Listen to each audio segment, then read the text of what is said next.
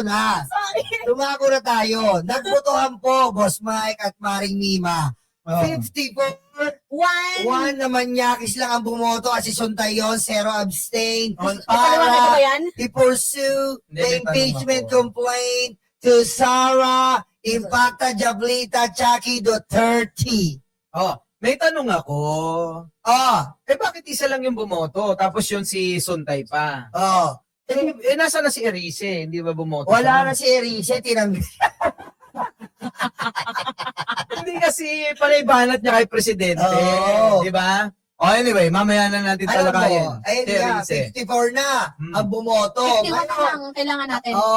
Ang susunod natin ngayon, nagpadala na rin po ang Committee on Justice ng letter sa Vice President para 10 days. 10 days para sagutin ang allegation, that different allegation to answer. What can you say about that? Sasagot kaya siya? Yan lang yung tanong. Ito naman ang sagot ko dyan. Imbis na sumagot, mukhang pinaghahandaan yung hindi dapat na magpakita si Ramil Madriaga sa hearing sa Kongreso. Kaya ang ginawa niya, tinakot niya, dinimanda niya ng perjury itong si Ramil Madriaga. Yan ang tama nila At wala sa ngayon, hindi lang yun. Ngayon, tinatakot nila si Ramil Madriaga sa kulungan. Ayon mismo sa abogado niya yan. Ngayon, ang tanong, sino ba ang pwede na manakot pa sa kanya? Si Sara. Yun. Wala naman ng iba kundi si Sara lang, di ba? Ay, pero Boss Mike, mayroon ding sinabi si Mami Pebbles. Kasi di ba may intel din yan. Ang sabi ni Mami Pebbles, binabribe daw yung asawa ng 1 billion peso. 1 billion. Grabe, no? Daming pera. 1 billion. 1 billion po ang binabribe kay Ramil Madriaga sa pamamagitan po ng kaisip nila. Hindi Alam, nakaisip. diba? Yung fourth impeachment complaint na ipiniled nila Paulo Ortega tas ni Benny Abante kasi tungkol yun sa SALN, kailangan mag-declare talaga ng mga Duterte ng net worth nila. Kasi tingnan nyo, saan nakukuha yung 1 billion, yung pambayad kila Kaufman? Saan nila kinukuha yun? Kaya nga, Mima, sabi riyan, sinasapawan ni Mima yung kasamang host.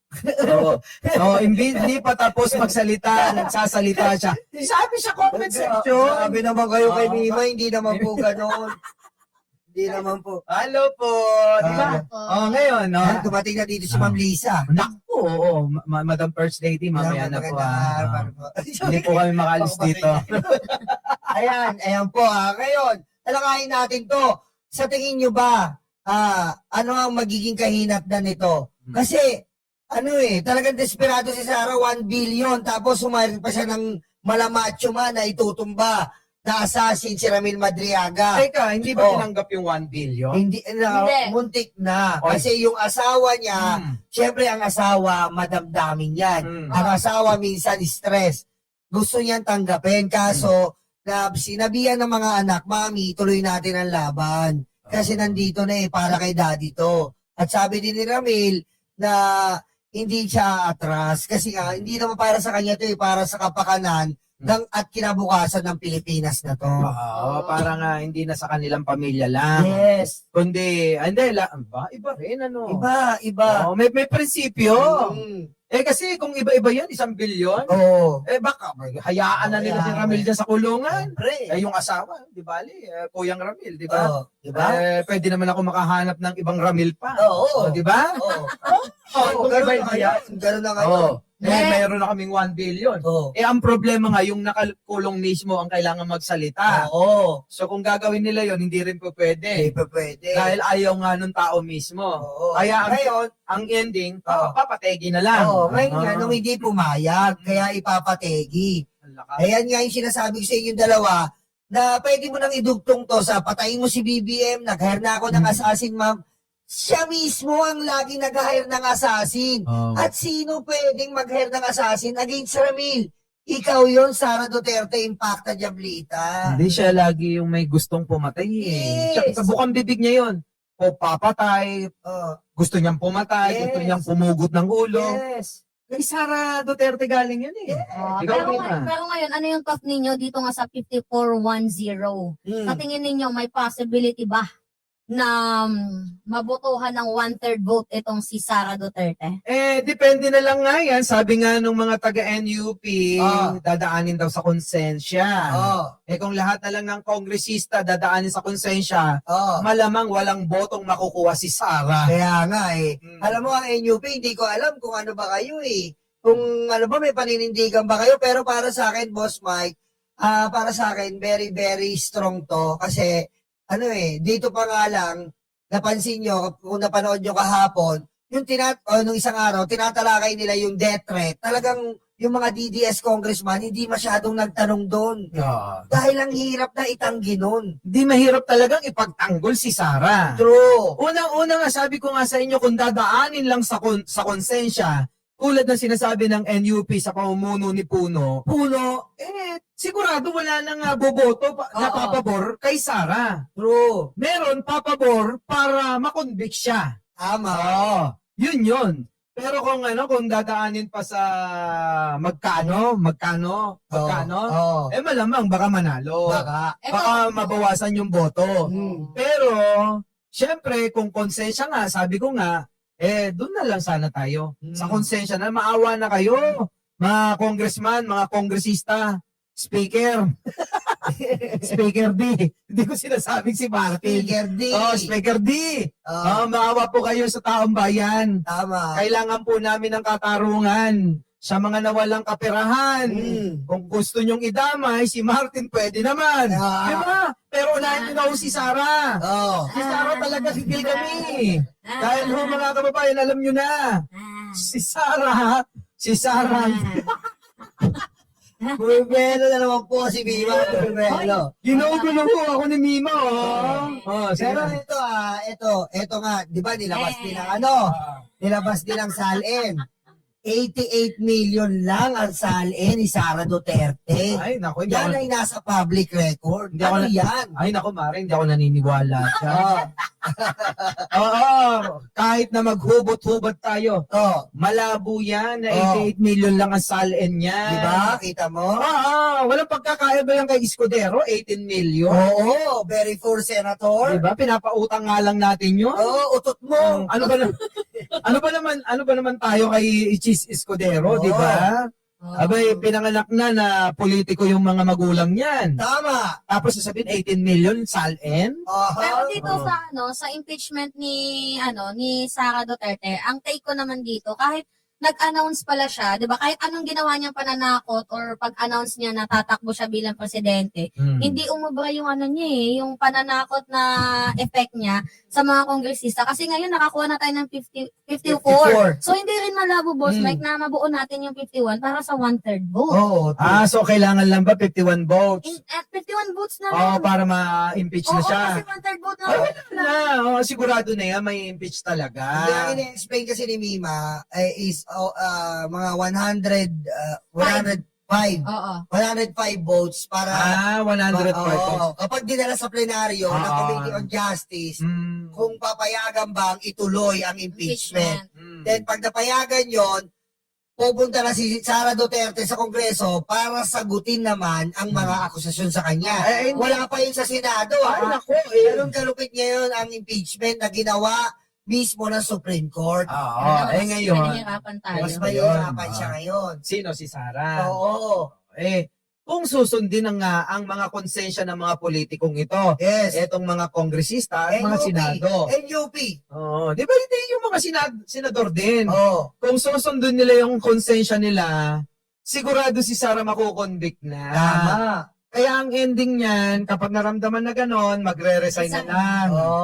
Yan di ba? nga. Hindi, pero pinagdedebatehan yun, Boss Mike eh. Oh. Yung, kunyari nandyan na sa Senado, tapos dyan pa lang siya magre-resign kung alam niya nang may impeach siya. Pero Oo. pinagdedebatehan ba yan ngayon kung Na? pwede pa ba siyang tumakbo kahit nag-resign na siya, kahit hindi pa siya nai-impeach, Wala. na guilty. Kasi ganito yan, pag nag-resign si Sara Duterte, hindi pa rin uubra. Bakit kamo? Kasi, May mga pending. hindi, may pending case siya sa ombudsman. And resign means umiiwas ka. Then pag umiwas ka, magugulat ka sa may kanto, may nakaabang na palakol. Ah. Palakol Yun ang talaga. ombudsman. Palakol Diba? talaga. Oh. Eh, di ba ganun din sa NBI? Meron Yes. din nga isinampang kaso sa kanya. Oo, may sinampang kaso. Ganon din sa DOJ. DOJ. So, si Sara, tambak na ng kaso. Ba, yan ang presidente ng mga DDS na luga. So, kung mawawala siya sa pagka-vice presidente, Oh. pwede nang kasuhan. Wala nang immunity. Tapos pa, ano-ano pa, Boss Mike, no? Tatakbo akong presidente, tapos pag inatake, pinupolitika ako. Ganon naman lagi ang palusot Hindi. ng mga ng mga politiko Oo. Iiyak muna, tapos after iyak, gala Thailand. Oo, di ba? Kita mo, totoo yun, di ba? Nakaraan lang. Kasi, Nagkikera na. minsan naiintindihan ko rin si Sara bakit kanyo. Bakit? Sa sobrang stress niya, hindi niya na alam kung anong gagawin niya. Oo. Di ba? Siya, pagka na-stress na, gagala Gala. kahit saan na. Oo, gagala. Kaya unawain niyo si Eh, Sara. katulad ka pala ni Sarah, pag na-stress ka, gumagala Ay, di ba ako? Oh. Oo. Hindi, pera, Hindi pera ako niya ang ganun. ginagamit Oo, niya eh. pera niya, pera niya. Hindi yun. Hindi, kumbaga ano lang, di ba? Ang sabi niya, parang si Sara to, pag na-stress, gala na gala. Hindi. Pag masaya ako, gala ako ng gala. Ah. Oo, kapag ka marami akong problema, hinaharap ko. Sinusolusyonan ko. Yun ang kaiba namin ni Sara. Si Sara, tinatakasan niya. Kaya nga walang nagagawa sa OBP. Oo. Kasi ang stress, tinatakbuhan niya. Oo. Ang problema, tinatakbuhan niya. Ako iba. Pag natapos ko yung problema, pag natapos ko yung stress, tsaka ako gagala para masaya. At saka, isama na natin to, naglabas din po ang Commission on Audit. Kasi po, nakakalabas sa Commission on Audit na si Sara po ay nag-apila na wag muna daw hatulan sila ng Notice of Disallowance. Bakit? Inaayos pa nila. Yan, ibig sabihin lang po na si Sara ay marami talagang anomalya.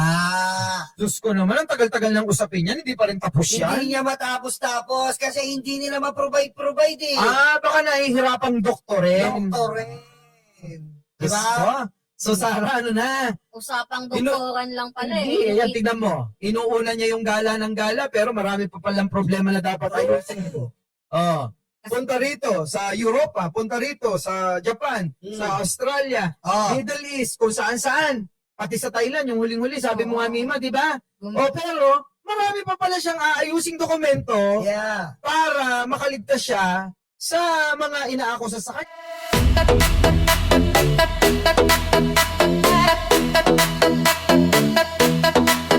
Takot na ang mga aso, dumarating ang mga kaso.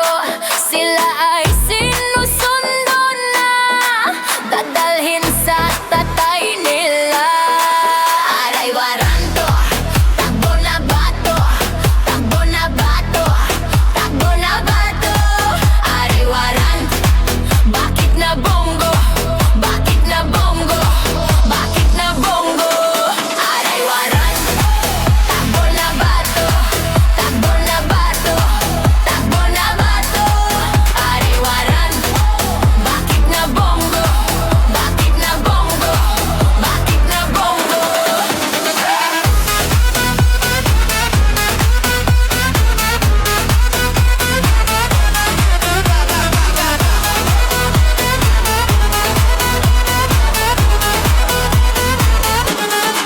Sabi ni Lord, huwag masama, pero sila ay uborlalala. Nalalapit na silang masira, ay nagkarma, ay nagkarma. Aray waranto, takbo na bato, takbo na bato, takbo na bato. Aray waranto, bakit na bongo, bakit na bango, bakit na bongo. Aray waranto, takbo na bato, takbo na bato, takbo na bato. Aray waranto, bakit na bongo, bakit na bongo, bakit na bongo.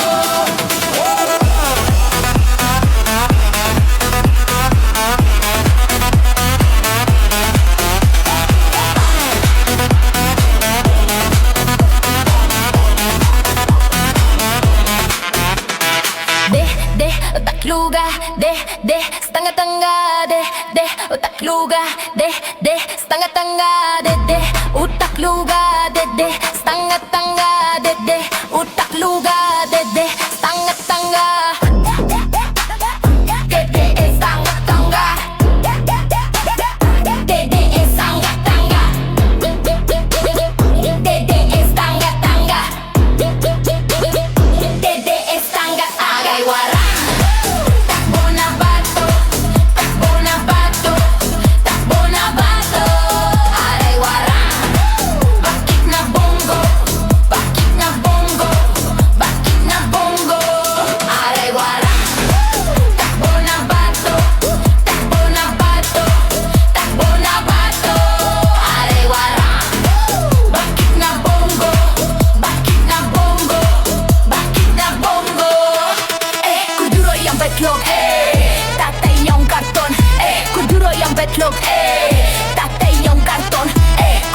betlog, tatay ang karton, kurduro yung betlog, tatay ang karton.